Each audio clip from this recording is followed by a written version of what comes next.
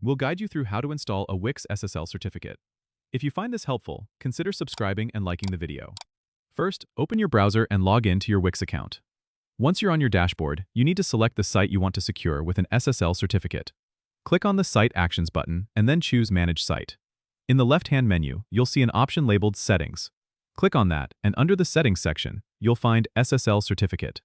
Click on SSL Certificate, and you'll be taken to a page showing the SSL status for your site. If your site does not have an SSL certificate yet, you'll see an option to turn on SSL. Go ahead and click that.